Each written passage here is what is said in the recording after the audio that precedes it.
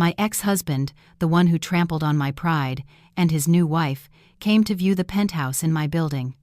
Hello everyone, how is your day going? I hope you are always healthy and happy, and that you keep arrogant people far away. The story I bring you today is about a woman who was scorned and humiliated by her ex-husband and his new wife. A situation that's painful just to imagine, but this is where the plot takes a twist. What if the very place they came to flaunt their wealth was actually your property? The protagonist of this story, Catherine, runs into her ex-husband Kevin and his new wife and shameless mistress Tiffany. Tiffany, with an air of superiority, says, Well, if it isn't the poor little widow. Honey, it's just so sad to see you all alone." But not in her wildest dreams could she imagine that the ground she walks on belongs to the luxurious penthouse owned by Catherine. How ashamed will they feel when they discover the truth? Isn't it satisfying just to think about it? The end of this story will bring you intense satisfaction in a very elegant way. Before we dive into this intense drama, take a moment to hit the like and subscribe buttons, and don't forget to turn on notifications. Your support is my greatest strength. All right, are you ready to see the moment when arrogance is punished with a cold smile? Let's begin. The morning sun poured through the glass walls of a skyscraper that stood imposingly in the heart of Manhattan. In the top-floor penthouse, a beautiful woman dressed in an elegant business suit gazed at the bustling city below. Her name was Catherine. On her finger, a simple yet undeniably sophisticated diamond ring sparkled discreetly. She was no longer the Catherine of the past. The woman who always bowed her head and hid her tears in her pillow was gone. Now, she was the owner of this exclusive apartment and the Zenith Tower, the very building she stood upon. At that moment, the sound of firm footsteps approached. A handsome, well-built man in an impeccable suit came near and gently put his arm around her shoulders. It was Catherine's current husband, Matthew, the man who had restored the smile she had lost for years. "What are you thinking about, honey?" "The meeting with the investors is about to start," Matthew asked in a warm voice. His gaze was full of love, a world away from the cold indifference she used to receive from her ex-husband. Catherine sighed and offered a faint smile. "I just still can't believe it. I used to not even be able to dream of having a small basement apartment, and now I'm at the top of my own building. It all feels like a dream." Matthew squeezed her hand. "It's not a dream, Catherine. It's the result of your hard work, your tears, and your prayers. You deserve all of this. You're no longer the weak woman they abandoned." Matthew's words transported Catherine 5 years into the past. The wounds had healed, but the scars remained vivid in her memory. That had been the darkest day of her life. In the cramped living room of her in-laws' house in Queens, cluttered with gaudy objects to feign wealth, Catherine was kneeling on the cold floor. In front of her stood her ex-husband, Kevin, and her ex-mother-in-law. Their faces were red with an irrational anger. Useless, hateful words from her then mother-in-law echoed in her ears. Her accusatory finger pointed directly at Catherine's face. "Look at Tiffany. She's a career woman, beautiful, and she makes a lot of money. And what are you? A parasite that just consumes in this house. Our Kevin needs a woman who elevates the family's status, not a burden like you." Catherine remembered perfectly trying to defend herself in a trembling voice. "But, ma'am, I worked too to help Kevin. My salary wasn't very high, but I always tried my best." "Ha! With your pathetic salary, you could barely afford your own makeup," Kevin interrupted her with a hurtful tone. There wasn't a hint of defense in the man who had once sworn to protect her. Instead, he arrogantly wrapped his arm around the waist of the other woman, standing beside him. It was Tiffany. Tiffany tossed back her long hair and laughed with disdain. "Let it go, Kevin. If you keep getting worked up, you'll just make this poor thing feel worse. Just kick her out already. And I already told you, if you were straight with her, I could make this month's car payment." Those words were the final nail in Catherine's coffin. Her pride was trampled for money. Kevin chose the sophisticated and wealthy Tiffany, abandoning Catherine, who had devotedly supported him since he had nothing. "Pack your bags right now, Catherine." "As of today, we're divorced," Kevin shouted without hesitation. "I'm sick of living in poverty with you. I want to be happy with Tiffany." The mother-in-law let out a satisfied laugh. "Did you hear that? Get out of here at once, and don't even think about taking anything from this house other than those rags you're wearing." That day, Catherine left that house dragging an old suitcase in a torrential downpour. Her tears had long since dried. She swore to herself that she would never again let anyone look down on her. She would rise, she would succeed, and she would prove that the diamond they had discarded would shine brighter than anything they had ever possessed. Catherine. Matthew's voice brought her back to the present. Catherine blinked, dispelling the shadows of her dark past. She looked at Matthew, the man who loved her truly, unconditionally. The man who found her when she was picking up the pieces of her life and helped her build this palace. "I'm sorry, honey. I was lost in old memories," she said softly. "The past is past, my love. Now you're the queen of your own palace," Matthew reassured her. "Oh, by the way, mister, Daniel says there are some potential tenants who are insisting on seeing the penthouse on this floor. They say they're important people and are willing to pay a good price. Do you want to receive them yourself, or should we leave it to Mr. Evans?" Catherine adjusted her jacket, her commanding aura re-emerging. "Let them see it, whoever they are. If they can pay, they're our clients, but I'd prefer to observe from a distance first. I don't want just anyone spoiling our masterpiece." Matthew nodded. "Understood. Then, let's go down to the lobby for a moment to check that everything is ready at reception. I've been told the clients have already arrived and are parking." They headed to the private elevator. Catherine had no idea that fate had prepared a surprising encounter for her. Downstairs, a black Uber Black had just pulled into the building's lobby area. Inside were a restless Kevin, a Tiffany who couldn't stop touching up her makeup in the mirror, and Kevin's mother, who was marveling at the building's majesty through the window. "Wow, Kevin! This is a real luxury building," Tiffany exclaimed, her eyes shining. "Can you imagine the envy of my friends from the club when they find out I live in this penthouse? You have the money for the rent, right?" Kevin wiped a cold bead of sweat from his forehead. "Of course, honey. Don't worry. I'd do anything for you." But inside, Kevin knew he had drained all his emergency savings just to keep up appearances. "Great," his mother chimed in from the back seat.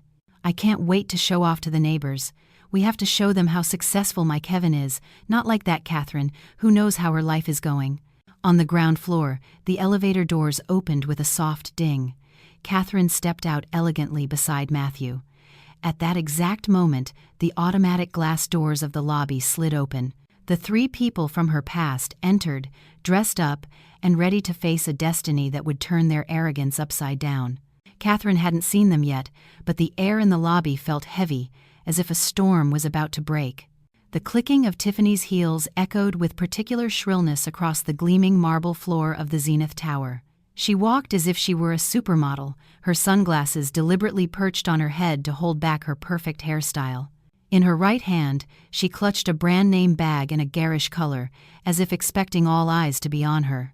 Behind her, Kevin's mother followed with a forced smile, struggling to match the style of her ostentatious daughter-in-law. Kevin, meanwhile, walked last with a stride that denoted anything but confidence.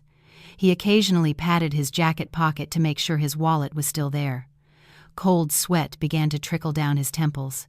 Although the lobby's air conditioning was working perfectly, his mind was in chaos. His bank account balance was in the red, but vanity and Tiffany's insistence had led him to set foot in this luxurious place. "Honey, walk with more swagger," Tiffany whispered to him in a low but firm voice, yanking his arm sharply when she noticed he was a few steps behind. "We're about to be the tenants of the penthouse. Don't walk like you're a delivery guy." "It's so embarrassing." Kevin swallowed hard. His throat was dry. "Does it really have to be the penthouse, babe? I saw the brochure, and the rent is astronomical. I mean, the deluxe apartment on a middle floor is also very nice. It has the same city views. There's not much difference." Tiffany's eyes widened. She stopped dead in her tracks, causing her mother-in-law to almost bump into her. "Are you kidding me? The husbands of my friends from the club are hedge fund managers, tech executives, owners of import-export companies. They all live in penthouses or luxury mansions, and I, the wife of the young entrepreneur Kevin, am going to live in some deluxe-type pigeon coop? What kind of image will I project when my friends come to visit?" The mother-in-law immediately intervened to defend her dear daughter-in-law. Tiffany is right. Kevin, what's wrong with you? A beautiful wife needs facilities to match. Don't think like your ex-wife. That Catherine was a small-town girl. You could give her a tiny room in a basement and she'd be perfectly happy. But our Tiffany is an asset to the family. She must be treated like a queen. If you become cheap, your luck will run out. Kevin sighed, not daring to contradict his mother, but inside he wanted to scream that his luck was running out precisely because he was keeping up with their lifestyle. His small marketing firm was doing poorly. Debts were piling up, and he had just taken out an online loan to pay the security deposit for this apartment and appear successful in front of Tiffany's family. "Yes, Mom, it was just a suggestion," he replied weakly. They headed back toward the reception desk, which looked imposing with its black granite walls and a crystal chandelier. There, several employees in impeccable uniforms greeted visitors with kindness. Tiffany dropped her bag on the counter, making a dull thud to get attention. "Excuse me, we're here to see the top-floor penthouse. It's still available, right? My husband will pay a year in advance in cash if necessary," she said loudly, so that everyone around could hear her. The receptionist was a bit taken aback by Tiffany's tone but smiled politely. "Good afternoon, ma'am. Welcome to the Zenith Tower." "Yes, that's correct. The royal penthouse on the top floor has been recently remodeled and is ready for occupancy. However, to visit the unit, you must first go through an identity verification process and be accompanied by one of our senior agents." "Identity verification? Why so many complications? We're rich, not some vagrants looking to spend the night here," the mother-in-law snapped, losing her patience. "My son is the director of a company. He has a lot of money. It's just a matter of swiping a card, no need to make it so complicated." Kevin quickly intervened before his mother could make a bigger scene. "Excuse me, it's just that my mother doesn't like to wait. Please, process it as quickly as possible." He handed over his driver's license with a trembling hand, under the name Kevin. While the receptionist processed the information, Tiffany pulled out her smartphone. She started a live stream on her social media, pointing the camera at the high, luxurious lobby ceiling. "Hey everyone, I'm at my new apartment. Look at this place, it's super luxurious. My husband is the best. He felt sorry for me living in a normal house. Pray that the contract goes well, guys. As soon as I have the keys, I'll give you a tour." Tiffany chattered to the camera in an affected sing-song tone. Kevin could only look at his wife with a blank expression. He remembered his time with Catherine. She never asked for anything, even saving on daily expenses to put money into Kevin's business. Back then, he thought Catherine was boring and unsociable. Now, drowning in debt to maintain Tiffany's lifestyle, Catherine's simplicity haunted him like a silent regret. "Oh, excuse me," Tiffany suddenly asked the receptionist, pulling Kevin from his thoughts. "How are the neighbors here? I mean, are they people on our level? I hate having tacky or noisy neighbors." The receptionist smiled enigmatically. "Don't worry, ma'am. The residents of the penthouse level are very select individuals. In fact, the owner of the building herself frequently uses her private office on this very floor. She is a person of great distinction." "That's what I like to hear. That's our level, right, Mom?" Tiffany said proudly, nudging her mother-in-law. "Maybe I'll even become close friends with the owner. Perhaps she can do business with Kevin." The mother-in-law nodded enthusiastically. "Of course, dear. That's how high society connections work, not like that Catherine's neighborhood, where only vegetable sellers from the market came and went." They laughed softly, mocking the past, unaware that the owner of the building they spoke of with such hope was actually the person they most despised and wanted to avoid. Fate seemed to be setting the grandest stage to expose their charade in just a few moments. Mr. Kevin, Mrs. Tiffany, an agent who had just stepped out of the elevator, called them. "This way, please. I'll show you the unit." Just as they turned to follow the agent, the doors of a private elevator in a corner of the lobby opened, but Tiffany and Kevin, absorbed in their phones and conversation, didn't see who had just emerged. Only a few feet separated them, but the chasm of fate between them was already immense. The agent, Mr. Evans, guided the small group down a hallway of elevators with golden marble walls, enthusiastically explaining the infinity pool and private gym facilities exclusively for residents of the upper floors. Tiffany nodded, occasionally adjusting the sunglasses she didn't need indoors. Meanwhile, Kevin's mother was busy touching a huge vase in a corner of the hallway to check if it was real. This elevator on the right is exclusive to the penthouse and VIP residents, so privacy is fully guaranteed, Mr. Evans explained as he pressed the call button. The instant the elevator doors opened with a ding and the light came on, their attention was diverted to two people standing not far away. A woman in an impeccable cream-colored dress with no flashy patterns was speaking seriously with a man by her side. The woman held a tablet, and the man occasionally took notes on his phone. The first to recognize them was Kevin. His steps came to an abrupt halt. His already pale face lost all color. His heart pounded, not with love, but with a mix of fear and shame. Catherine, he muttered almost unintentionally. The voice was stuck in his throat. Hearing the name, Tiffany turned her head sharply, narrowed her eyes, and scanned the woman in the cream dress from head to toe. A few seconds later, her lips twisted into a disdainful smile. Well, what a small world, honey. Tiffany's shrill voice echoed in the silent hallway. She deliberately approached, closing the distance with Catherine. Catherine stopped talking to Matthew and slowly turned her head. Her face was serene. There was not a hint of surprise. It was as if she were looking at a lost stranger. Her gaze was soft yet penetrating, completely different from the Catherine of 5 years ago, who always hung her head in fear. Well now, what are you doing here? Tiffany blurted out, crossing her arms and looking at Catherine with a critical, defiant stare. You're not selling insurance in this expensive building, are you? Or are you cleaning here now? The mother-in-law immediately stepped forward to stand beside her daughter-in-law. She wrinkled her nose as if smelling something unpleasant, even though Catherine exuded a soft, expensive vanilla perfume. No wonder the air suddenly felt stale, she said loudly and sarcastically. Turns out it reeked of past failure. Move aside. Don't get in the way of successful people. Kevin stood paralyzed behind his mother, not daring to look Catherine in the eye. He felt insignificant. Although Catherine was dressed simply, without the ostentatious jewelry of his mother or the giant logo bags of Tiffany, his ex-wife emanated a powerful dignity, but Kevin's panicked brain refused to admit it. He preferred to cling to his mother's idea that Catherine must be in a difficult situation. Matthew's jaw, who stood beside Catherine, began to tighten. His hands were already clenched into fists, ready to rebuke the rudeness of the two women before him. As a husband who adored Catherine, he couldn't stand her being insulted in her own building. Excuse me, but you might want to watch your words, Matthew began to say, but a gentle hand stopped him, gripping his arm. Catherine shook her head and gave him a look. Not yet. Stay put. Then Catherine looked alternately at her ex-mother-in-law and Tiffany.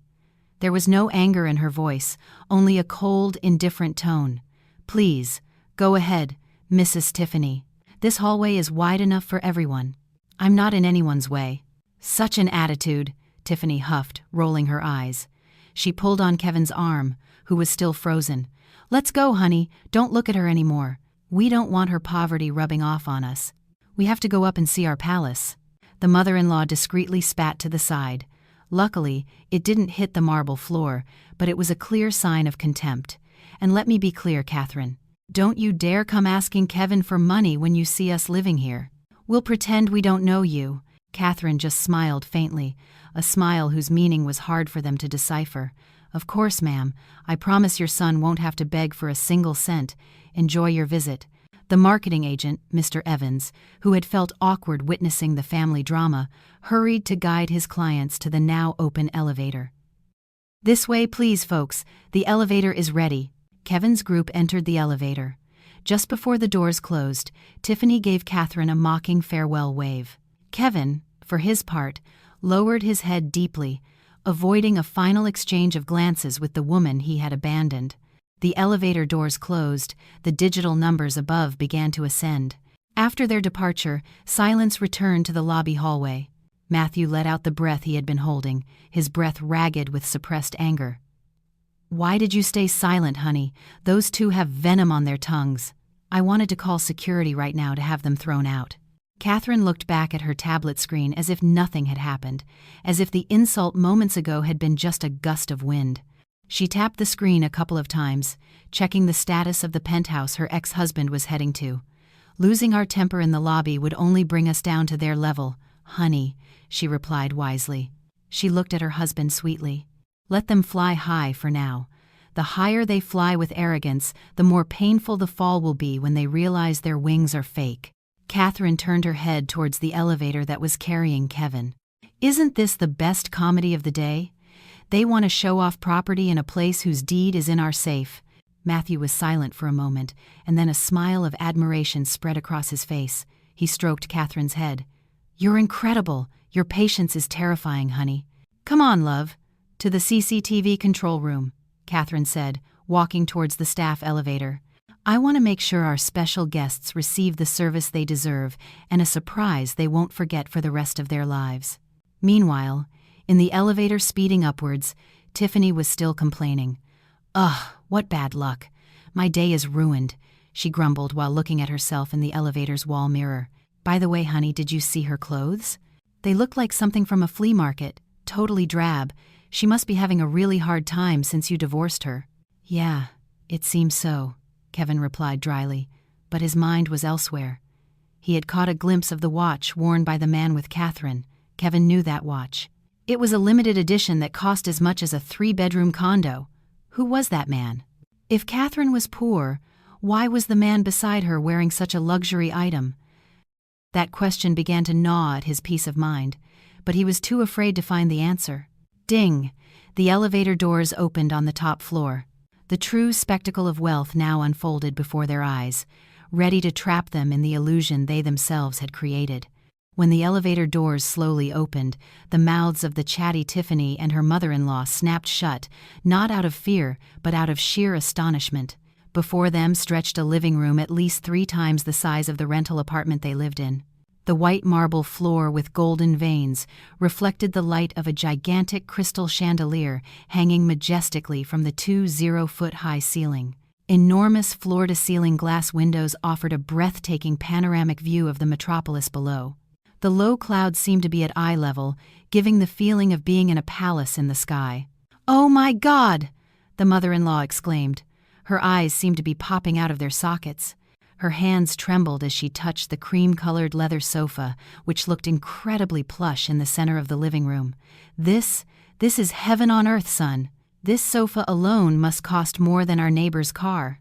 Tiffany was not to be outdone. She ran straight to the large window and spread her arms as if to embrace the entire city. "Incredible, incredible.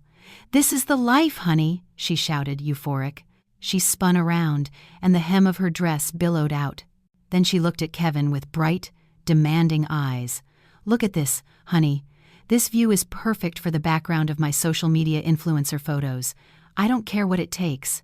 We have to live here, no matter what." The marketing agent, Mr. Evans, smiled politely. It was a professional smile trained to deal with clients easily dazzled by luxury. "This is the Royal Suite. It has a floor area of 3,500 square feet, a smart home system, 3 bedrooms with ensuite bathrooms, a private office, and exclusive access to a helipad if needed." "A helipad!" the mother-in-law exclaimed, ecstatic. She gave Kevin a hard slap on the shoulder. "Did you hear that, Kevin? A helipad! That means when we're even richer, we can buy a helicopter and park it upstairs." Oh, I can just imagine the face of the nosy lady down the street when she finds out we live in such a spectacular place. She'll have a heart attack. Kevin could only force a tight smile. He clutched the price sheet he had just received from Mr. Evans. The numbers on it made his stomach turn. The annual rent was equivalent to 2 years' income from his marketing firm, assuming it was doing well. But the reality was that the business was completely stagnant. "Honey, why are you just standing there?" "Take some pictures of me," Tiffany urged, posing with her legs crossed on the black granite bar. "Quickly, and make the angle flattering." Kevin obeyed with a weary step, took out his phone, and photographed his wife, who was posing eagerly as if she were the queen of the world. On his phone screen, a notification from a payday loan app briefly appeared. "Your loan payment is due today. Please make the payment immediately to avoid late fees." Kevin quickly swiped the notification away before Tiffany could see it. "All right, Mr. Evans. Kevin said, trying to make his voice sound deep and authoritative, though cold sweat still ran down his back. "But is there any special discount if we pay in cash? I mean, if we pay for a year up front?" Tiffany frowned at the word discount. "Honey, don't be cheap. A rich person doesn't ask for discounts like they're buying peppers at a farmer's market. Just pay for it." "What's wrong with you? You're an entrepreneur." Mr. Evans nodded understandingly. "Of course, there is a small discount for a 1-year cash payment up front, sir. However, this building's management policy is very strict. In addition to the rent, you must deposit a security deposit equivalent to 3 months' rent today, so we can reserve this unit and prevent anyone else from leasing it." 3 months. Kevin's breath caught. That meant he had to shell out tens of thousands of dollars today. "That's nothing," his mother interjected arrogantly. She was walking around inspecting the kitchen equipped with imported appliances. "Pay it, Kevin. Don't even think about it. It's for our family's prestige. You don't want to be treated like your ex-wife, do you? Look at her. With those clothes, you could tell she couldn't even dream of affording a place like this." Tiffany got off the bar stool, walked over to her husband, and looped an arm through his. "That's right, honey. Did you see Catherine down there? Ugh, I can just imagine how green with envy she'll be when she finds out we're living in this penthouse. It's a statement, honey. A statement that you chose the right woman. I am a diamond, and a diamond doesn't need a cardboard box, but a luxury case." Tiffany's words were a double-edged sword. On one hand, she praised herself, and on the other, she was pushing Kevin into an abyss. Kevin looked at his wife's heavily made-up face. She was beautiful, yes, but that beauty came at a price that was suffocating him. It was different from the old Catherine, who always said, "You don't need to buy me expensive things, honey. Let's save that money for the business." "All right, babe. I'll see what I can do," Kevin replied in a low voice, surrendering to his own pride.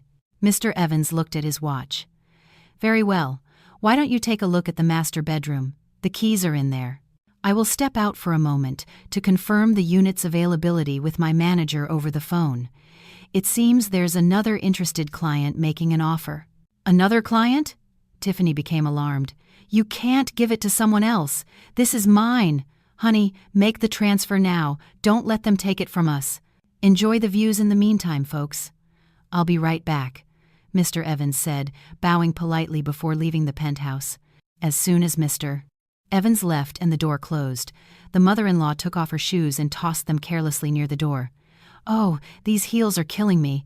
Kevin, see if there's a bathtub in the bathroom. I feel like a hot bath tonight." Kevin rubbed his face roughly. "Mom, we haven't even signed the contract yet. Don't do weird things." "It'll be ours in no time," Tiffany replied lightly. She went to the master bedroom. "Honey, come here. This room is amazing. The bed is king-sized and it has a private balcony." Inside the luxurious master bedroom, Tiffany threw herself onto the plush bed, laughing out loud a laugh of empty victory. "I feel like the Queen of New York. It's incredible that you brought me here, honey. I was right to marry you." Kevin stood at the bedroom's threshold, watching Tiffany roll around on the bed. He put his hand in his pants pocket, took out his phone, and opened his banking app.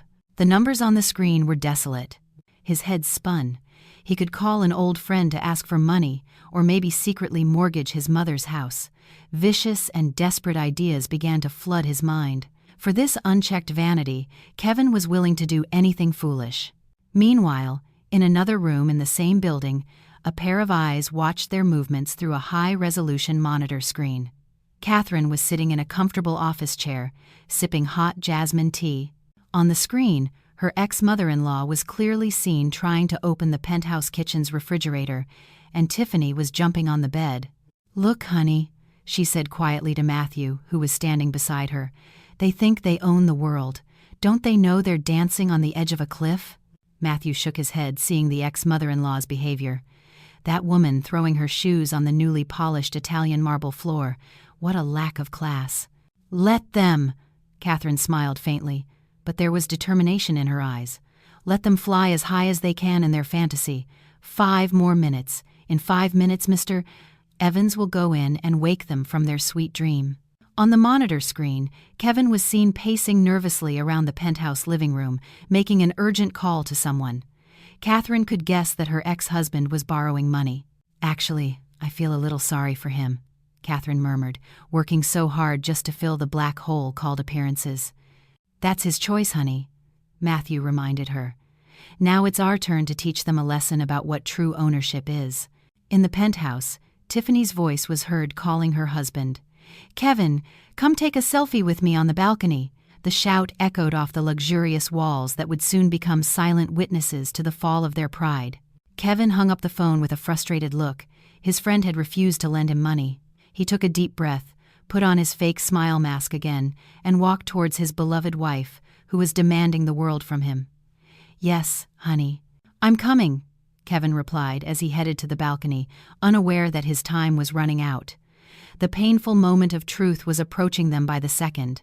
In the control room, Matthew clenched his fists so tightly that his knuckles turned white. His gaze was fixed on the monitor screen, broadcasting live from the penthouse. On the screen, Kevin's mother was nonchalantly taking a bag of potato chips out of her large purse. She ate greedily, and then, without any qualms, brushed the crumbs from her fingers into the crevices of the imported cream-colored leather sofa. "This is too much. Catherine, look at your ex-mother-in-law's behavior," Matthew growled. His voice trembled with contained anger. "That sofa cost tens of thousands of dollars. We specially ordered it from Italy, and that woman is treating it like a bench in a dive bar. I'm going to order the security guards to get her out of there right now. This is vandalism." Matthew reached for the intercom to contact the security room, but Catherine's soft hand instantly stopped him. Catherine looked at her husband with a calm but firm gaze. "Calm down, honey. Don't be hasty," she said softly. "If you throw them out violently now, they'll play the victim. They'll go around saying the building owner is arrogant. We don't need that kind of cheap drama." "But Catherine, they've trampled on your pride, and now they're dirtying your home," Matthew protested. "Exactly, honey." Catherine smiled faintly, a smile that contained 1,000 meanings. "Let them get cocky. Let them feel that this sofa, these views, this luxury, it's all theirs. The more they feel they own it, the greater the shock will be when they discover they have no right to it. Mental punishment is much more painful than being kicked out by a security guard." Catherine looked back at the monitor screen. "Besides, Mr. Evans is about to go back into that room to demand payment. That will be the first act of their downfall." Meanwhile, in the penthouse, the atmosphere was like a small party. Tiffany had already taken dozens of photos in every corner of the room. She sat next to her mother-in-law, fanning herself with the apartment brochure. "Oh, Mom, when we move in here, you have to come visit us often. We'll have a family gathering so the aunts who criticized us will shut up when they see Kevin's success," Tiffany chattered proudly. "Of course, dear. I'm so proud of you. You're a blessing to our Kevin, not like that other one, Catherine. She only brought bad luck," the mother-in-law replied while munching on chips. "Hey, Kevin, why is your face so pale? We're under the air conditioning." Kevin, who was standing by the window, was startled. He quickly wiped the sweat from his forehead. "No, Mom, I'm just a little dizzy. Maybe it's because I didn't have breakfast." In reality, his head was aching from trying to figure out where he was going to get tens of thousands of dollars in a matter of minutes. Suddenly, the penthouse door opened. The marketing agent, Mr. Evans, re-entered with a credit card machine in one hand and a thick folder of contracts in the other. Mr. Evans' face still wore a kind smile, but now his gaze was sharper and more professional. "Excuse the wait, Mr. Kevin, Mrs. Tiffany," he greeted politely. "The good news is that this unit is still available, and my manager has approved reserving it especially for you for the rest of today." "Great!" Tiffany exclaimed, delighted. She jumped up and clung to Kevin's arm. "See, honey? If you're good, life rewards you. Come on, honey, pay up. I'm dying to show off the keys to this apartment on Instagram." Mr. Evans placed the card machine on the marble table. "Following our company's procedure to secure this royal penthouse unit, you must now pay the security deposit and the first month's rent. The total amount is $40,000. Here you go, Mr. Kevin." The chilly room suddenly felt like an oven to Kevin. The figure of 40,000, and quote, "Dueness past, action Arden. It's a bed, if you good not. Here's that, devorate." Did. The word prost, after a dozen 70. Its steel daughter body, intonage te, as it, as a measure self, inspirace, anyone, to ever dist, 234, it's seen. I counted, inisses. This is now says in 95, adisis. Everyone in, it's does not of the dated, aftermarket, and its, informant stayed, looking, 80 said, axtity, I am said, anyone, and it, absent, everyone, axitem, axperus, avritend, it's diddly brime, here, it's not of constated, and when did due, access, in factors, looks tannels, every point, arnifent, eight in decide, heaven town, it's prevalidated, and quote, axpletling this, and argusly, here's said, it's not new as id, it's an havoc described, now, out of it, my codis, in expand, inisum, it's not now, n1, haver, averone, he spin, it's not him, econ, it's night, nomen, lifeling, intentionator, inattention, another, 8 minuses, he was braided minus 40,000 echoed in his head like a death sentence. He looked at the card machine with terrified eyes. 40,000, he repeated, his voice cracking. Could I transfer it tomorrow? I think I've reached my transfer limit for today. Tiffany gave him a sharp elbow to the ribs. Honey, don't be ridiculous. You have that platinum card with a huge limit. Pay with that one. Kevin winced. The credit card Tiffany was referring to had actually been maxed out last month when he bought her a designer bag, but he couldn't admit it in front of the marketing agent and especially in front of his mother. Oh, right. One moment. Kevin fumbled in his wallet with trembling hands. He pulled out a black credit card. Inside, he prayed for a miracle in the bank's system and for the transaction to be approved. Mr. Evans took the card and swiped it through the terminal. The agent's fingers danced over the numeric buttons, entered the amount, and then handed the machine to Kevin. Please enter your PIN. Kevin typed in the 4 digits hesitantly. The seconds he waited for the receipt to print felt like hours. Beep. The machine's screen lit up in red. It displayed a short but lethal message. Transaction denied. I'm sorry, sir. The transaction has been denied, Mr. Evans said in a neutral tone. Tiffany huffed in annoyance. But why is it denied? Honey, you didn't enter the wrong PIN because you were nervous, did you? I'm sure it's because the chip is dirty. Kevin excused himself nervously. Mr. Evans, please try again. Mr. Evans tried again. The result was the same. Transaction denied. The mother-in-law was starting to lose her patience. Oh, Kevin, just pay with another card. Don't make me nervous. How can an entrepreneur's card not go through? Kevin's face was now red with embarrassment. He pulled out a debit card from another bank. It was for his main account, where he had less than $200.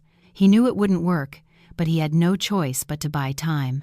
Try this one, he said weakly. Mr. Evans swiped the card. Kevin entered the PIN, and again, a sharp sound came from the terminal. Beep, beep. Insufficient funds. This time, Mr. Evans was no longer smiling kindly. He looked at Kevin with suspicion. Excuse me, Mr. Kevin, this card does not have sufficient funds for this transaction. Do you have another card, or would you prefer to cancel the reservation? Tiffany's eyes widened. Her face turned red with shame and anger. Cancel? What are you talking about? Kevin! Do you really intend to rent me an apartment? Why are none of the cards working? You're doing this on purpose, so we can't live here. It's not that, honey. The bank's system must be down. Kevin excused himself. His voice was getting weaker. Mr. Evans, I'm sure there's money. It must be a network error. I can wait 5 more minutes, sir, Mr. Evans said firmly. His tone had turned cold. But if the payment is not made, I regret to inform you that you will have to vacate the unit. We have another VIP client scheduled for a visit shortly. And who is this VIP client? The mother-in-law asked spitefully.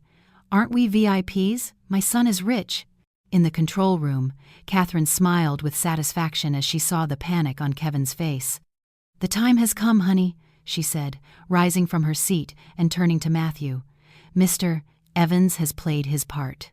Now it's the owner's turn to enter the scene to resolve this mess. Matthew nodded and adjusted his jacket. Let's go. I can't wait to see their faces when they find out who the VIP client is and the owner of this place. Catherine and Matthew left the control room. Their steps were firm as they headed to the penthouse, not to get angry or to shout, but to give Kevin and his family a lesson in humility that would shake the foundations of their arrogance. The real storm was about to begin. The atmosphere in the penthouse, which at first was filled with admiration and false hopes, had turned into a small hell for Kevin. The beeping of the card machine, announcing his failed transaction, sounded like a judge's gavel, sentencing his pride to death. Large beads of sweat ran down his temples, soaking the collar of his expensive shirt, which now felt like a noose. "Kevin, don't just stand there like a statue. Do something." Tiffany's sharp cry broke the tense silence. She furiously stomped the marble floor with her heels. "This is so embarrassing. How is it possible that an entrepreneur's credit card has no balance? Are you doing this on purpose to humiliate me in front of this cheap salesman?" The marketing agent, Mr. Evans, sighed at being called a cheap salesman, but maintained his professional smile, which now felt icy. "Excuse me, ma'am. I am just following procedure. If the payment fails, I cannot continue to hold the unit." The mother-in-law, unable to bear seeing her proud son cornered, immediately stepped forward and pointed a finger adorned with gold rings at Mr. Evans's face. "Hey, young man, watch what you say. Don't you dare suggest my son's card is empty. Your machine is probably broken, or the internet in this building is trash. My son is a multimillionaire. He probably has the money in a certificate of deposit and can't withdraw it right now. What would you know about the money of the rich?" Kevin nodded hastily, clinging to his mother's absurd excuse, as if it were a lifeline. "Yes, Mr. Evans, most of my funds are in long-term deposits and overseas stocks. I forgot to transfer it to my checking account today. Let's do this. Give me an hour. I'll call my financial advisor to process a manual transfer." Mr. Evans shook his head firmly. "I'm sorry, Mr. Kevin. Your time is up. Our system operates in real time. If the payment is not confirmed now, the unit automatically goes to the next person on the waiting list." Mr. Evans picked up the walkie-talkie on his belt, ready to call security. "And as I told you before, a VIP guest is about to arrive. I kindly ask you to cooperate and vacate the premises quickly." The word vacate made Tiffany's emotions explode. She grabbed the apartment brochure from the table and threw it in Mr. Evans's face. The thick paper grazed the agent's cheek and scattered across the floor. "How dare you kick me out?" she screamed hysterically. Her pretty face, now distorted with rage, was frightening. "You don't know who my husband is. You don't know who I am. I could buy your pathetic pride with my money. Call your boss right now. I'm going to file a complaint. I'll have you fired today for insulting a future penthouse tenant." Kevin was mortified. He tried to calm his wife by pulling her arm back. "Honey, calm down. Don't shout. Let's talk things over calmly." "Let go of me!" Tiffany screamed, yanking her hand away from Kevin. "You're such a weakling. You just stand there while your wife is insulted? You should have slapped him. Call your high-powered friends. Tell them we're being treated unfairly here." The commotion was escalating. The mother-in-law also joined in the shouting, accusing Mr. Evans of giving them a broken card machine to scam them. Kevin was trapped between two women demanding he defend them while his wallet was empty. He felt the world spinning. The image of the calm and submissive Catherine suddenly came to his mind, in brutal contrast to Tiffany's fury. Just as Mr. Evans was about to press the call button on his walkie-talkie, the main door of the penthouse swung wide open. "What is all this commotion?" A deep, authoritative voice echoed through the room, instantly silencing Tiffany's screams and the mother-in-law's complaints. A middle-aged man in an impeccable gray suit entered. His face was stern, his hair neatly combed back. On his left chest was a name tag that read, "Mr. Daniels, General Manager." Behind him, two burly security guards waited with their hands behind their backs. Mr. Evans, relieved, immediately bowed in respect. "Good afternoon, Mr. Director. I apologize for the disturbance. These clients are refusing to leave the premises despite their cards being declined multiple times, and they are being verbally abusive." Mr. Daniels stared intently at Kevin, Tiffany, and the mother-in-law, one by one. His gaze was like an X-ray, able to see through their wallets and their battered pride. "So, these are the guests causing trouble in our building?" he asked coldly. Far from being scared, Tiffany felt a new hope. She mistakenly believed that Mr. Daniels had come to defend them as consumers. She immediately put on a victim's expression, though her tone remained arrogant. "Ah, finally, the boss arrives. Mr. Director, you should educate your employees better," Tiffany complained, pointing at Mr. Evans. "He's trying to kick us out over a simple technical issue with the bank." "We are people of means, Mr. Director. My husband is a successful entrepreneur. We were going to lease this unit for a year in cash, but your service is terrible. I know many lawyers. I could sue this building." The mother-in-law also chimed in familiarly. "That's right, Mr. Director. You should compensate us. You didn't even offer us a welcome drink, and you keep demanding money from us as if we're deadbeats. My son Kevin is rolling in it." Mr. Daniels was unfazed. He didn't even crack a smile. He slowly approached the marble table, picked up the brochure Tiffany had thrown at Mr. Evans's face, and wiped it with a handkerchief, as if the brochure had just touched something disgusting. "Ladies and gentlemen, Mr. Daniels's voice was low but heavy with pressure. "In this building, respect is not bought with shouting, but with civility. Our system shows that Mr. Kevin's card was declined for insufficient funds. That is not a technical problem. It is a financial fact." Kevin's face turned ashen. His legs gave out as he heard that fact proclaimed loudly in front of strangers. "And as for legal claims," Mr. Daniels continued, looking directly into Tiffany's eyes, "we have a complete CCTV recording of you throwing the brochure at my employee. That could constitute assault. Would you like us to initiate legal proceedings first?" Tiffany was speechless.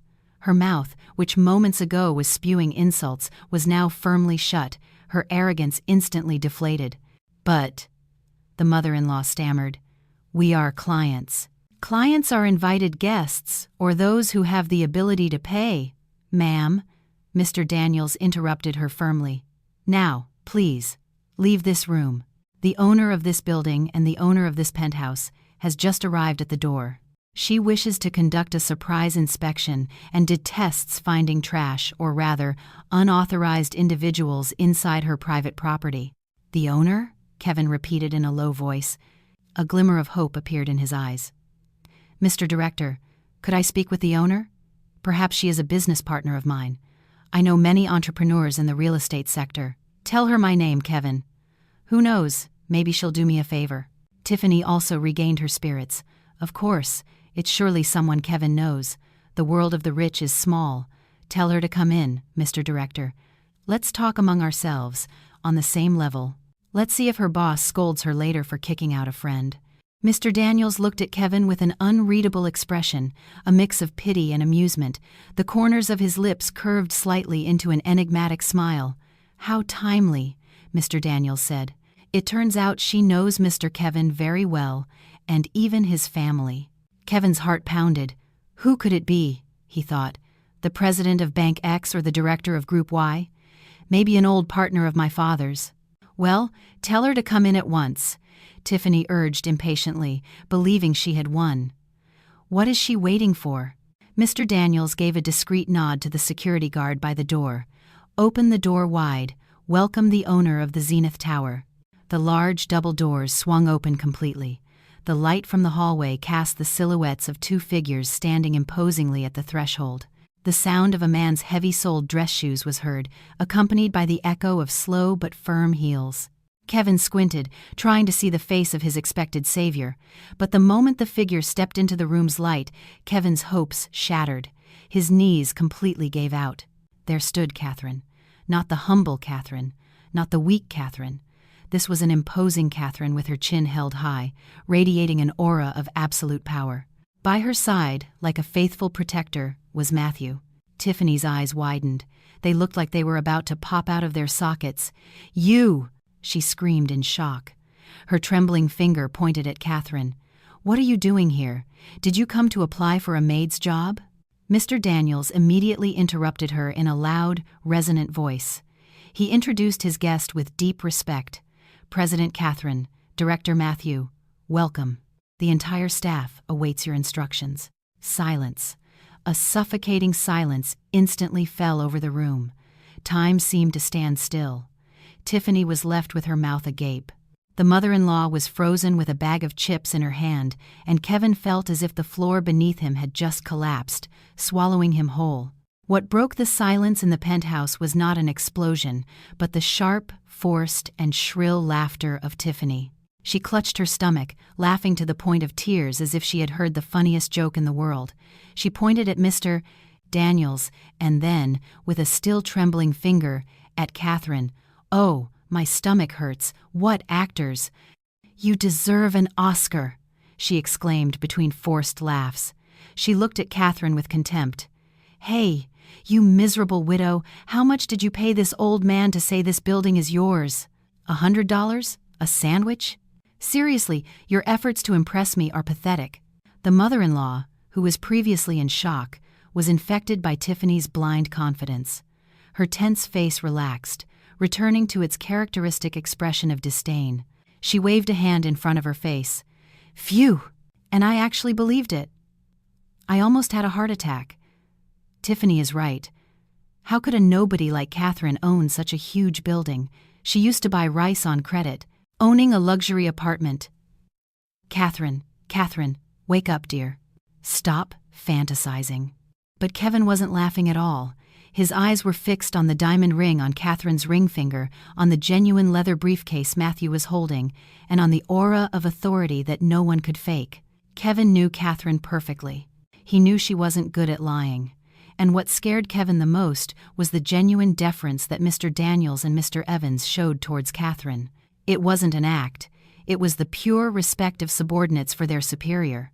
"Tiffany, Mom, please be quiet," Kevin whispered with difficulty, as if he were drowning. "Why should we be quiet? We're going to unmask this fraud." Tiffany grew bolder. She approached Catherine with her chin held high. "Hey, Catherine, why aren't you saying anything? Are you embarrassed that your lie was caught? Admit it, you're probably a cleaner here and you stole the boss's keys to put on airs. Oh, maybe you're the mistress of the old owner of this building." Mr. Daniels was about to reprimand Tiffany for her insolence, but Catherine raised a hand, signaling her director to remain calm. Catherine didn't back down an inch. She looked Tiffany directly in the eyes, a gaze so serene yet so sharp that it seemed to penetrate to the bottom of her soul. Slowly, Catherine smiled. Not a kind smile, but a smile of pity. "Go on, Tiffany," Catherine said in a low voice that echoed clearly in the room. "Get all the trash out of that little head of yours. The more you talk, the more you reveal yourself as the only vulgar person in this room." Catherine averted her gaze as if Tiffany no longer deserved her attention. She walked past her and calmly approached the sofa where the mother-in-law had been sitting earlier, eating chips. Catherine ran her fingertips over the leather surface of the sofa and saw the scattered crumbs. "Mr. Daniels," Catherine called without turning around. "Yes, President," Mr. Daniels responded quickly. "This imported Italian Chesterfield sofa is stained with cheap food crumbs," Catherine said coldly.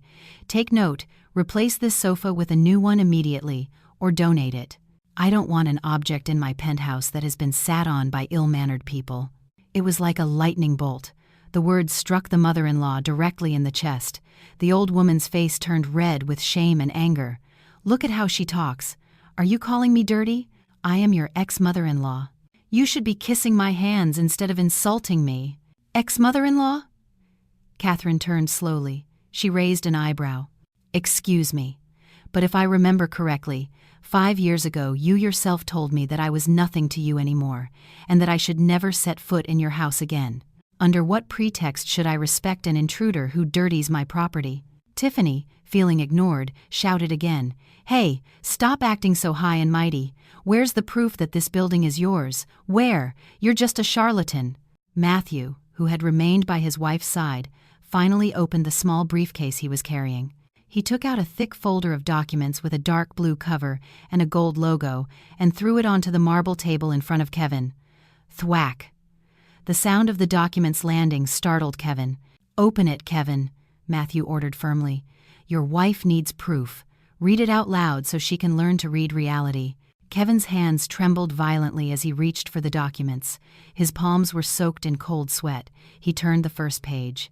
It was a property deed from the county clerk's office in Catherine's name, not just for one unit.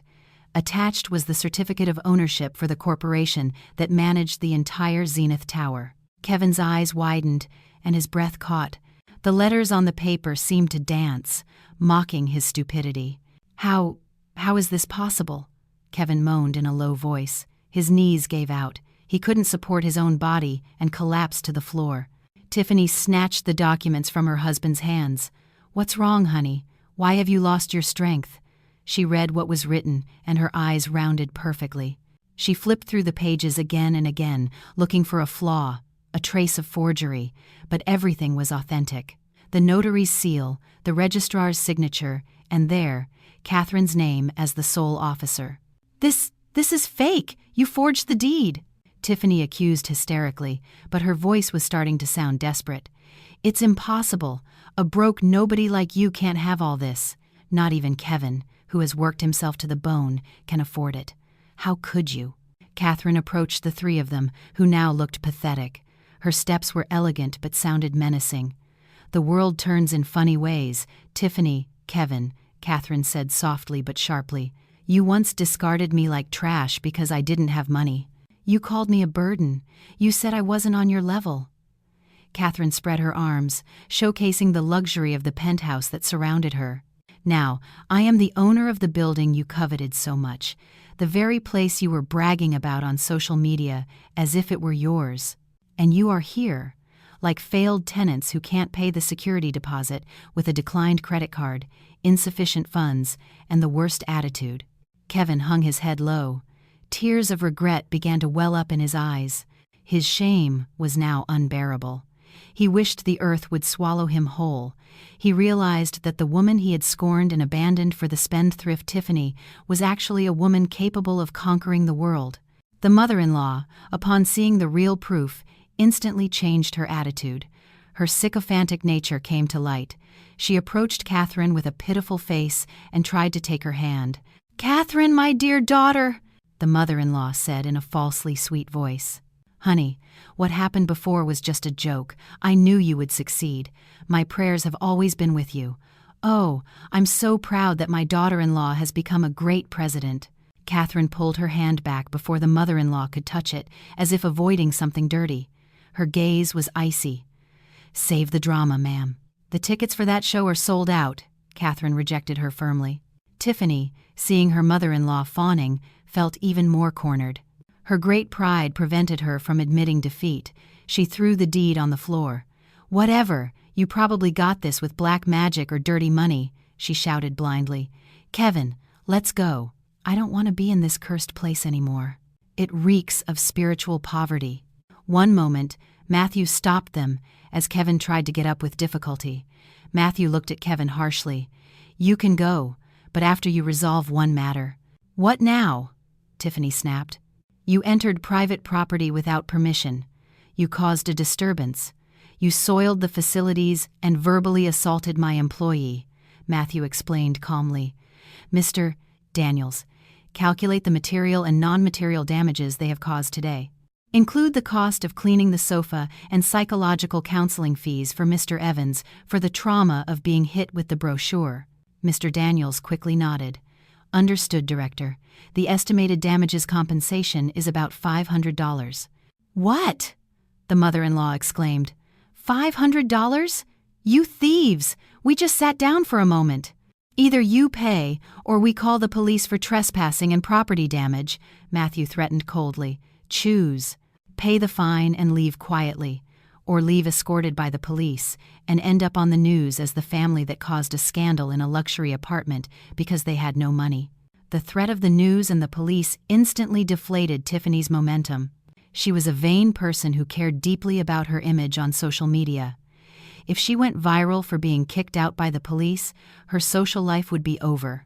"'Kay, Kevin, pay them," Tiffany stammered, shaking the shoulder of Kevin, who was still standing weakly. "Not the police. The shame, honey." Kevin looked at his wife with empty eyes. "But where do I get the money, Tiffany? My cards are empty." At that very moment, In front of his ex-wife, Kevin felt he had hit rock bottom as a man. He couldn't protect, he couldn't pay, and he no longer had an ounce of pride left. Catherine watched the scene without excessive satisfaction, only a deep understanding that karma doesn't need to be sought. It finds its own way. The atmosphere in the luxurious penthouse now felt colder and more sinister than a morgue. Kevin's confession that his cards were empty and he didn't have a single dollar to pay the $500 fine hung in the air like a dense black cloud. "Empty?" Tiffany repeated in a trembling voice. Her face, previously red with anger, was now pale. She looked at her husband in disbelief. "What do you mean, honey? Don't joke in an emergency like this. You're an entrepreneur, you have a car, a business. What do you mean you don't even have $500? Kevin hung his head even lower. His shoulders slumped as if he were carrying the weight of the world. He didn't dare look his wife in the eye, let alone Catherine, who stood calmly before him. "The business is completely bankrupt, Tiffany," Kevin whispered, his voice broken. He was barely audible. "The car, I pawned it last month to buy you that fake Hermes bag you wanted. The credit cards are all maxed out from paying your social club dues. I have nothing left." "What?" Tiffany and the mother-in-law exclaimed in unison. Tiffany immediately grabbed her purse and nervously rummaged inside to pull out Kevin's phone. She brusquely demanded he unlock the screen. "Open it!" "I'm checking your bank app right now," she screamed hysterically. With trembling fingers, Kevin obediently opened his phone's app. Tiffany snatched the phone and stared at the screen. The figure that appeared was not in the millions, not in the hundreds of thousands, not even in the thousands. Balance, $150, and below it, a late payment notification for a $20,000 online loan due today. "Lies," Tiffany murmured, losing strength in her hands. The expensive phone slipped from her grasp and crashed onto the marble floor with a sharp crack. The screen shattered, just like Tiffany's heart at that moment. "You've been deceiving me this whole time. You said you were rich, a successful entrepreneur, but you were just a broke loser." The mother-in-law, observing the situation, also became hysterical. She shook Kevin. "Kevin, tell me it's not true. How did you go bankrupt supporting this woman? Where are my savings that I lent you for the business? Don't tell me you've spent those too." Kevin could only cry in silence. They were the tears of a man whose pride had been shattered in front of the woman he had abandoned, Catherine, and the woman he had idolized, Tiffany. "I'm sorry, Mom. Forgive me, Tiffany. I just wanted to make you happy. I thought if our life was luxurious, luck would follow, but I was wrong." "You weren't just wrong, you're insane," Tiffany screamed, losing her mind. She beat his chest with her purse over and over.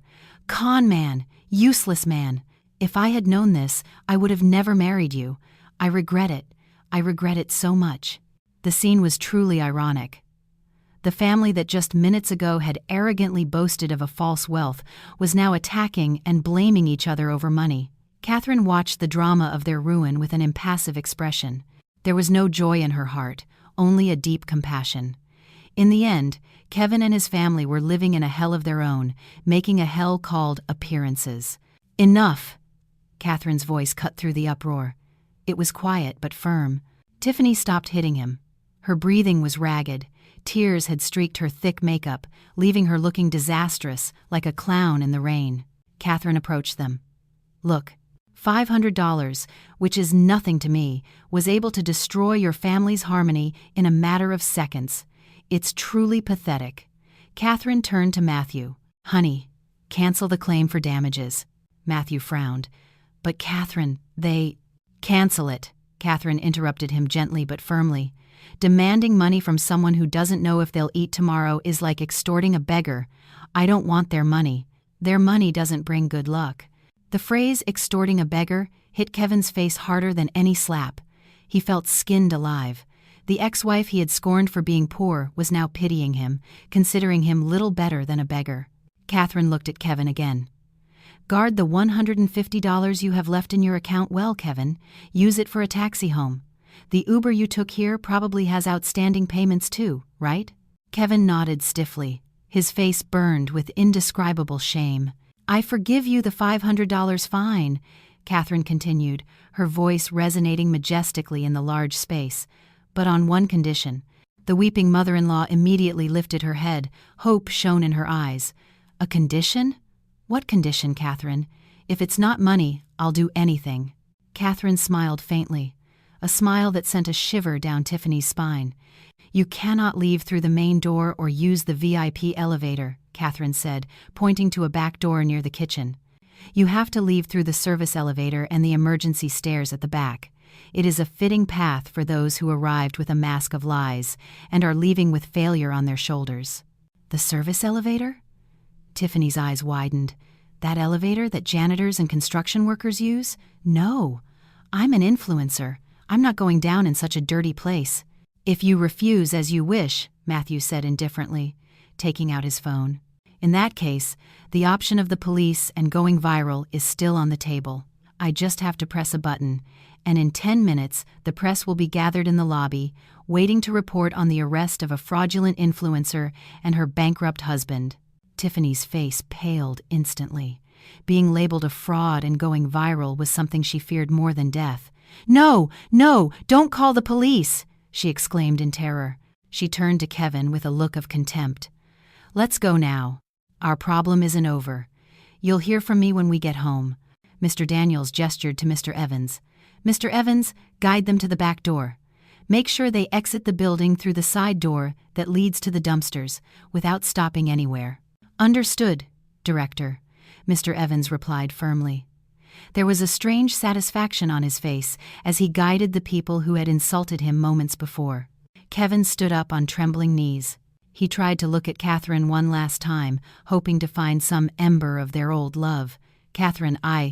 "Leave, Kevin," Catherine interrupted him without turning around. She turned her back to him and walked to the large window. "Don't spoil today's beautiful view with your face full of late regret."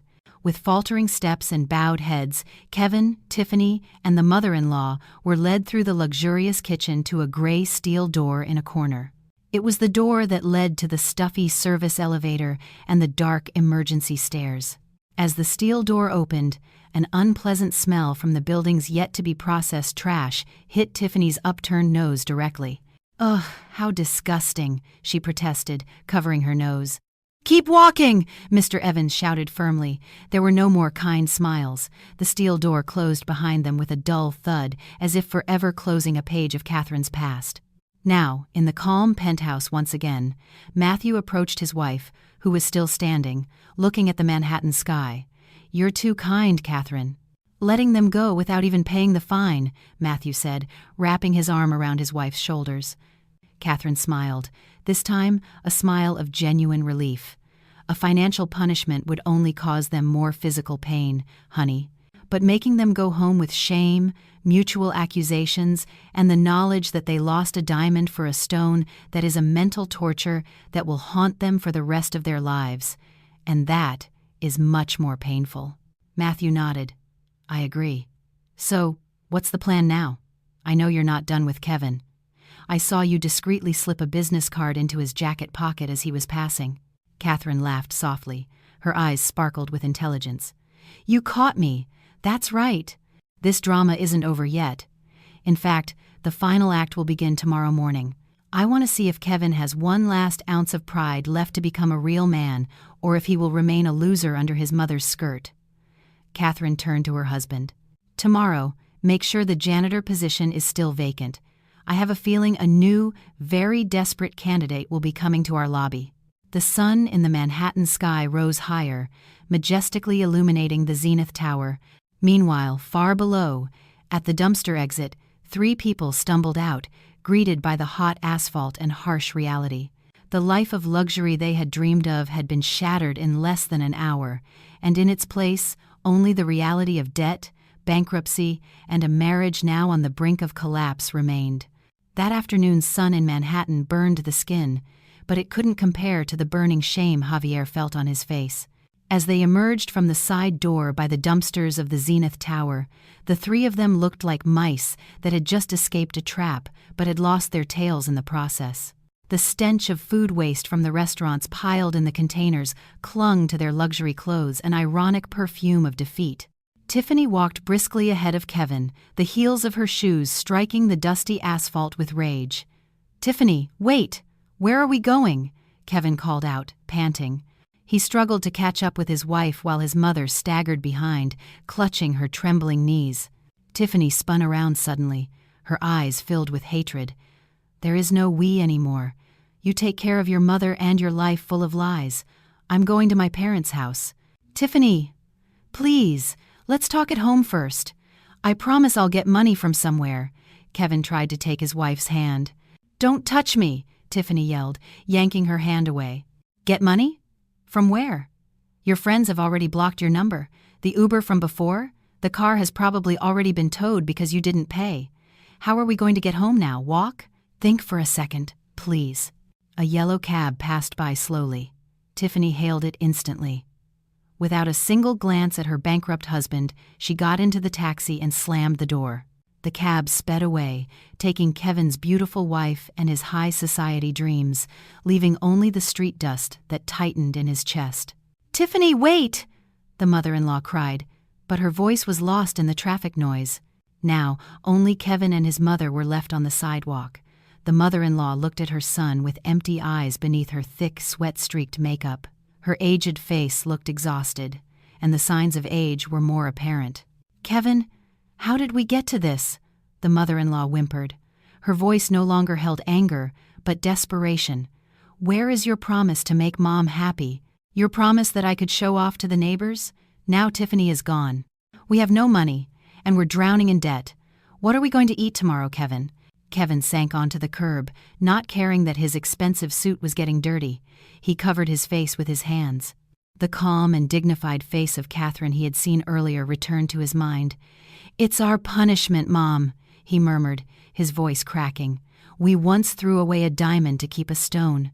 Now the stone has rolled away, and we're left with empty, wounded hands."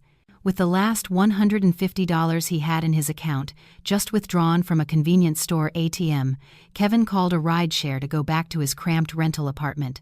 The ride home felt unusually long and silent. There was no more of his mother's chatter, boasting about her son, only the suppressed sobs of an old woman who sensed her old age would be bleak. When they got home, the atmosphere was even more desolate. The door was ajar. Kevin entered with a heavy heart. As expected, the closet was open and empty. Tiffany's clothes, her knockoff bags, and her fake jewelry were gone. Only a piece of paper was left on the dilapidated dining table. "The divorce papers will arrive next week from my lawyer. Don't look for me again." Kevin crumpled the paper. He laughed miserably, as if he had lost his mind. "She's gone, Mom." "She really left as soon as the money ran out," he said to the empty space. That night, Kevin didn't sleep. He sat on the front steps with only the company of mosquitoes and his mother's coughing from inside the room. They hadn't paid the electricity bill for 2 months and were about to have it cut off. He rummaged in his jacket pocket, wanting to smoke a cigarette to calm down. But he didn't find a pack of cigarettes. His fingers touched a piece of thick, luxurious paper. Kevin pulled it out. It was the business card Catherine had discreetly slipped into his jacket pocket as he stumbled out of the penthouse that afternoon. Under the dim light of the entryway, Kevin read the gold letters on the ivory-colored card. Catherine, President, the Zenith Group. On the back was a note written in neat, firm handwriting. "A man's pride is not measured by the expensive clothes he wears, but by the courage with which he takes responsibility for his life. If you're tired of being the king of a fake fairy tale, come tomorrow at 8 a.m. The back door is always open for those who want to work hard and start from scratch. Catherine." Kevin couldn't finish the sentence. He felt a tightness in his chest. It was like being slapped again and again. The ex-wife he had divorced for not being on his level had become the only person to offer him a way out when the world turned its back on him. Catherine didn't give him money. She gave him a chance to wash away the sins of his laziness and vanity. "The effort to start from scratch," Kevin murmured. The idea of becoming a janitor or a stalker in his ex-wife's building was, of course, extremely humiliating. His pride rebelled. An ex-entrepreneur turned janitor. What will people say? But then he heard his mother moaning with hunger from the room. He saw his empty wallet, remembered Tiffany's contemptuous gaze. Pride. What pride is there to protect when your mother is hungry and you're hounded by debts? Kevin clutched the business card to his chest. Tears streamed down his cheeks. That night, amidst the ruins of his life, Kevin made the most important decision. He would kill the fake entrepreneur Kevin that night and be born as a new Kevin the next morning, even if it meant swallowing a humiliation more bitter than bile. The next morning, a radiant sun shone over Manhattan's financial district. The Zenith Tower stood firm, reflecting the golden light. In the back parking area, where employees and workers came and went, the morning attendance check was underway. The cleaning staff, in their dark blue uniforms, were preparing, grabbing their tools of battle: brooms, mops, and rags. Exactly at 8 a.m., a man approached the back security post. He no longer wore an expensive suit. He wore a slightly worn white shirt and simple black pants. His hair was no longer impeccably styled with gel but looked clean and neat. His face still showed signs of fatigue, but his gaze radiated a different kind of determination. It was Kevin. He approached the marketing agent, Mr. Evans, who was talking to the head of security. Mr. Evans recognized the man instantly. He raised an eyebrow in surprise. "Mr. Kevin?" he called out hesitantly. "What are you doing here? Did you come to look for yesterday's rental car?" Kevin shook his head silently. He took a deep breath, throwing the last vestiges of his pride into an imaginary trash can. With a slightly trembling but firm hand, he handed Catherine's business card to Mr. Evans. "No, Mr. Evans," Kevin replied in a low but clear voice. "I've come to look for a job. President Catherine told me there was an opening on the cleaning crew." Mr. Evans was silent, looking at Kevin in disbelief. There was a moment of silence between them. Some security guards who had witnessed the commotion in the lobby the previous day turned to whisper mockingly, "Isn't that the arrogant guy from yesterday, coming to ask for a janitor's job?" Kevin's face flushed at hearing the whispers, but he didn't back down. He continued to stand, looking fixedly at Mr. Evans. "I need this job, Mr. Evans. Please," informed the president. "I'm willing to be assigned to any position. I'm ready to work." Mr. Evans smiled faintly. This time it wasn't a professional smile, but a sincere one. He saw the change in Kevin's eyes. There was no more arrogance. "Understood, Kevin. Follow me to Human Resources," Mr. Evans said politely, but no longer using the overly formal Mr. "But remember, the rules here are strict. There's no special treatment for knowing the owner." "I know," Kevin replied. On the top floor, behind the glass walls of the penthouse, Catherine was watching a CCTV monitor showing the back checkpoint area. She saw Kevin walking with his head down, following Mr. Evans. Matthew stood beside Catherine, his arm around his wife's waist. "He came." Catherine nodded. A faint smile played on her lips. "He came, honey. He chose to abandon appearances to take responsibility. At least a part of the goodness he had, the one I once loved, was still there." "Are you going to talk to him?" Matthew asked. "Not now," Catherine replied wisely. "Let him go through the process on his own. Let him feel what it's like to earn money with his own sweat, not with deceit. That will be the best school of life for him." Catherine looked at her husband with eyes full of love. "Today we won, honey. Not because we managed to humiliate them, but because we managed to make a human being human again." Downstairs, Kevin began to fill out the job application. In the box for the desired position, he wrote, "Maintenance crew, janitorial staff." The ink from the pen, far from being glamorous, was the silent testimony of the beginning of a new, hard journey, much more real than his life of the past 5 years. It was a bitter end for his arrogance, but a sweet beginning for his maturity. 3 months had passed since the humiliating incident in the penthouse. Time passed slowly for those rebuilding their lives on ruins, but flew for those living in happiness. The central lobby of the Zenith Tower was bustling that morning. Impeccably dressed people came and went at a brisk pace. In a corner, near a large marble column, a man in a dark blue uniform was bent over, meticulously cleaning a coffee stain spilled on the floor. It was Kevin.